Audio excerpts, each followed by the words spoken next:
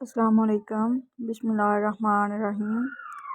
شیخ Saadi فرماتے ہیں کہ انسان کو جتنا لگاؤ رزق سے ہے، اگر اتنا لگاؤ رزق دینے والے سے ہوتا تو اس کا مقام فرشتوں سے بڑھ کر ہوتا۔ جب دعاؤں اور کوششوں سے بھی بات نہ بنے تو فیصلہ اللہ پر چھوڑ دو۔ اللہ اپنے بندوں کے بارے میں بہتر فیصلہ کرنے والا ہے۔ اللہ سے جب بھی مانگو بھروسے کے ساتھ مانگو، کیونکہ وہ تب بھی دیتا ہے جب تم نہیں مانگتے۔ پھر یہ کیسے ممکن ہے کہ تم مانگو اور وہ عطا نہ کرے۔ امیروں سے نہ ڈرو بلکہ غریبوں کی آہ سے ڈرو، اس لیے کہ اگر امیر بھاگے گا تو وہ حاکم کے دروازے پر جائے گا، اور اگر غریب نے آہ بھر لی تو وہ اللہ تعالیٰ کے دروازے پر کھٹکھٹائے گا۔ جذبہ چاہے شدید محبت کا ہو یا شدید نفرت کا، دونوں صورتوں میں انسان کو توڑ دیتا ہے۔ ایک بزرگ سوکھی روٹی پانی میں ڈبو کر کھا رہا تھا۔ وہاں ایک فقیر آیا، اس نے صدا لگائی، ہے کوئی یہاں سخی جو مجھے کھانا کھلائے؟ بزرگ نے کہا، سامنے والے گھر میں حضرت حسین رہتے ہیں، وہ سخی بھی ہیں۔ فقیر وہاں گیا اور پیٹ بھر کے کھانے کے بعد بولا، تھوڑا کھانا اور مل سکتا ہے؟ حسین نے پوچھا، کس کے لیے؟ فقیر نے کہا، سامنے بیٹھا بزرگ سوکھی روٹی کھا رہا ہے، اس کے لیے۔ حضرت حسین مسکرائے اور کہا، یہ انہی کا تو گھر ہے، ان کا نام حضرت علی ہے۔ حدیث مبارک۔ رسول اللہ صلی اللہ علیہ وآلہ وسلم نے ارشاد فرمایا، جو شخص باوضو ہو کر اللہ کا ذکر کرتے سو جائے اور پھر رات کسی وقت اس کی آنکھ کھلے اور وہ اللہ سے دنیا و آخرت کی کوئی خیر مانگ لے تو اللہ اسے عنایت فرمائے گا۔ حضور پاک صلی اللہ علیہ وسلم نے فرمایا، عورت جب پانچوں وقت کی نماز پڑھے، اپنی آبرو کی حفاظت کرے، اپنے شوہر کی فرما برداری کرے تو وہ جنت میں جس دروازے سے چاہے داخل ہو جائے۔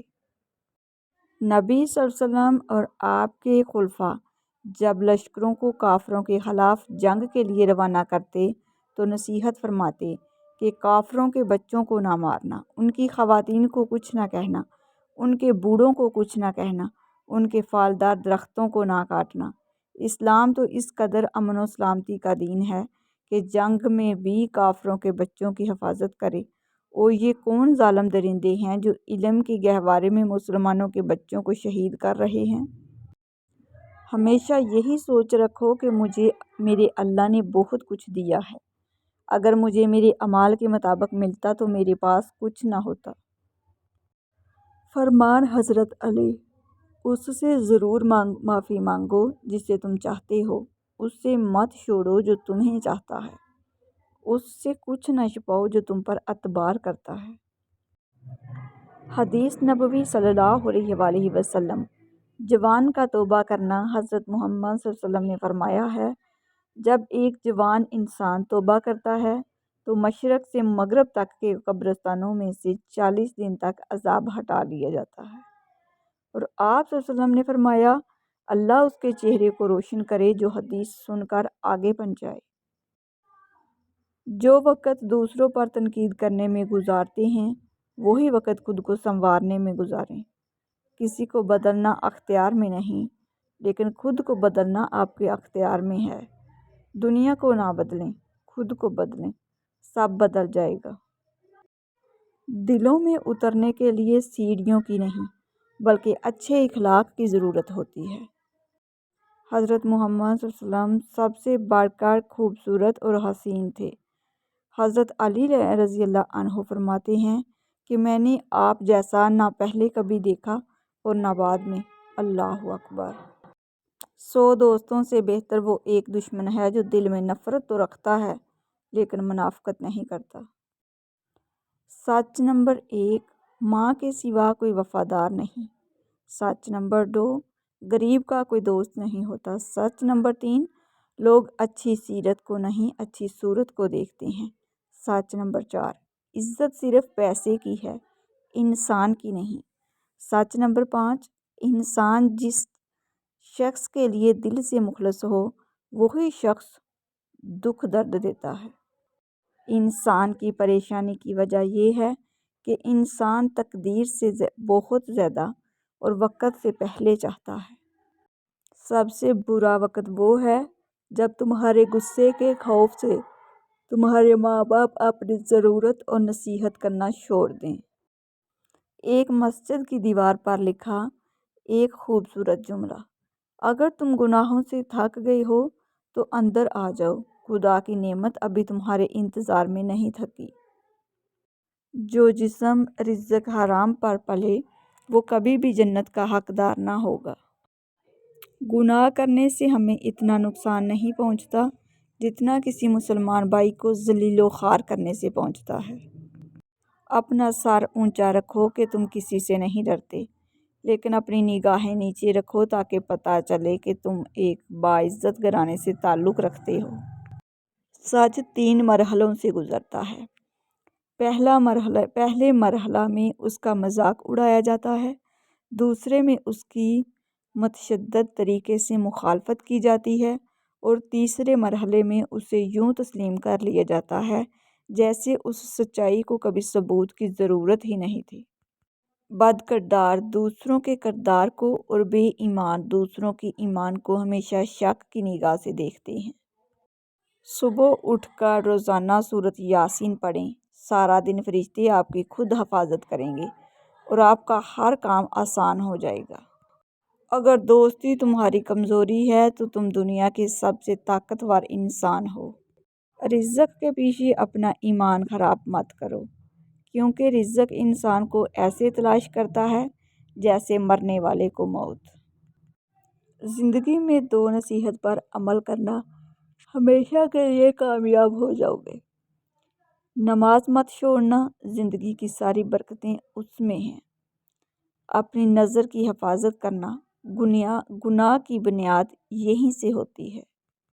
کسی سے حسد نہ کرو بلکہ خود بھی محنت کر کے حاصل کرنے کی کوشش کرو۔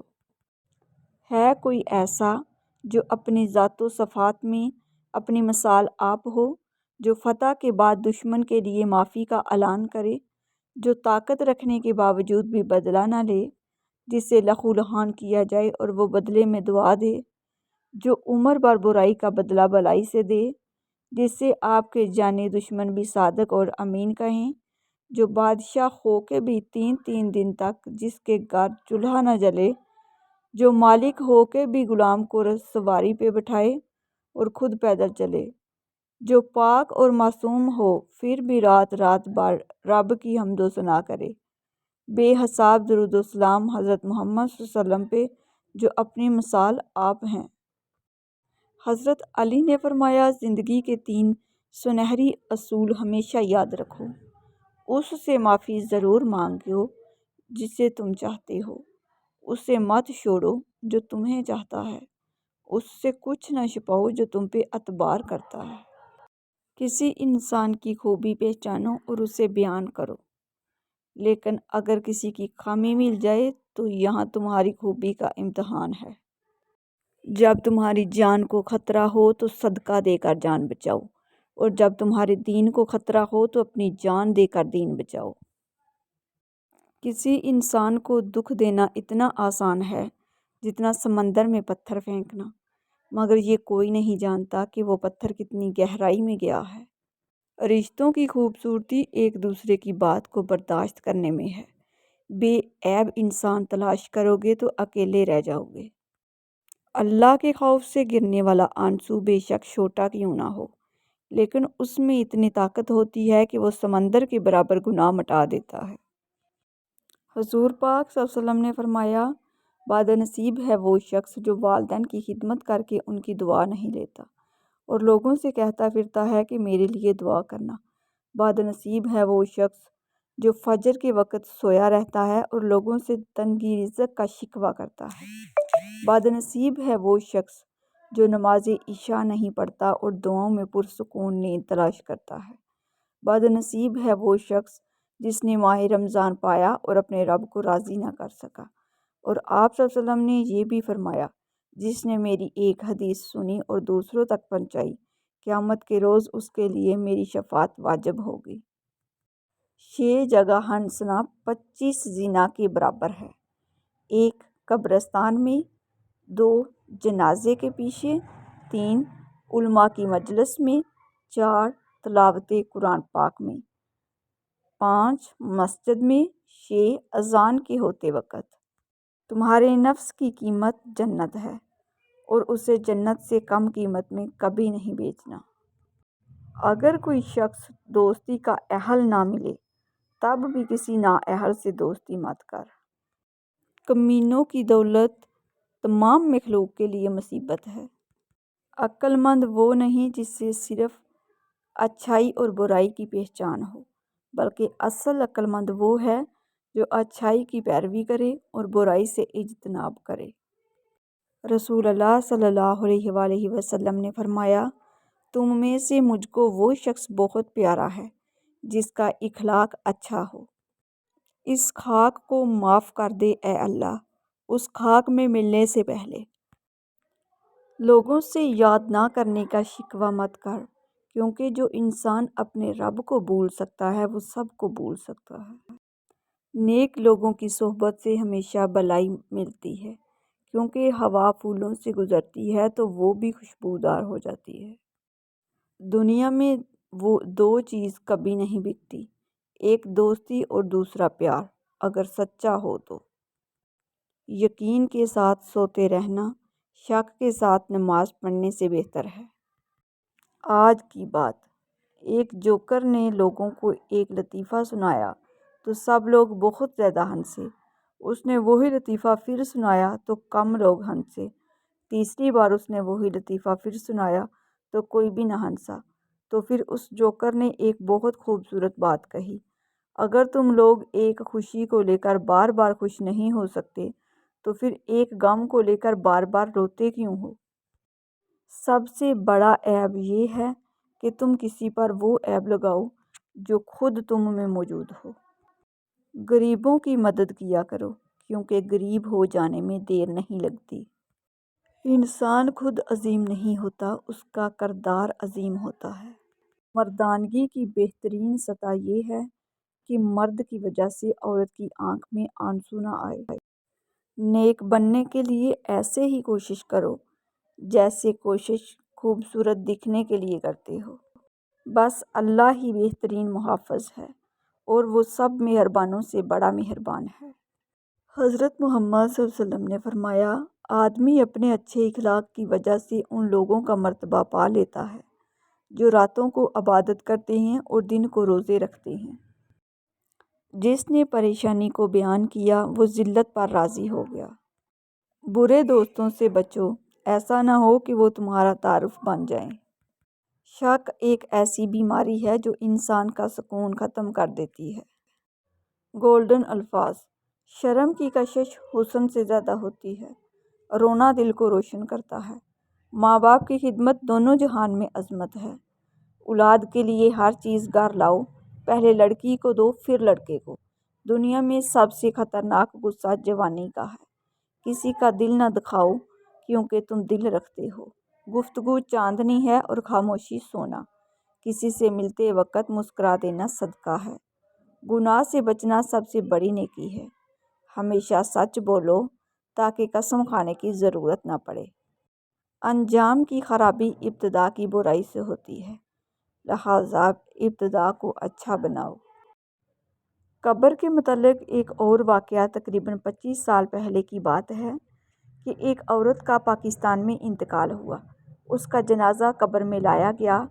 جب رکھنے لگے تو دیکھا کہ قبر میں سانپ ہے۔ لوگ ڈر گئے، گھبرا گئے۔ دوسری قبر کھودی گئی، دیکھ لیا کہ قبر صاف ہے۔ جب میت کو رکھنے لگے تو اس میں بھی وہی سانپ ہے جو پہلی قبر میں تھا۔ تیسری قبر بنائی، اس میں دیکھا تو وہی سانپ ہے جو پہلی قبر میں تھا۔ کہنے لگے یہ چھوڑیے، اس لیے میت کو رکھنے کے لیے سانپ ایک طرف ہٹ گیا اور میت کو رکھنے کے لیے جگہ دے دی۔ جب میت کو رکھ دیا گیا تو سانپ فوراً اٹھا اور اس میت کی زبان پکڑی۔ سارے مجمع نے دیکھا، سب پریشان ہو گئے۔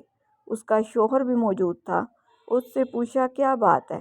اس نے کہا برا بھلا کہا کرتی تھی، میں صبر کرتا تھا، کبھی میں نے کوئی بدلہ نہیں لیا، جو جواب نہیں دیا۔ سب مجمع نے کہا کہ بھائی اس کی خطا کو معاف کر کے اس کی مغفرت کرو۔ سب نے دعائے مغفرت کی۔ شوہر نے بھی اس کی خطا معاف کر کے دعائے مغفرت کی۔ اب جو دیکھتے ہیں تو سانپ نہیں ہے۔ اس کے بعد فرمایا کہ کبھی کبھی اللہ تعالیٰ عالم قبر کا منظر بندوں کو دکھلا بھی دیتے ہیں تاکہ وہ ڈریں اور ماضی میں بچیں۔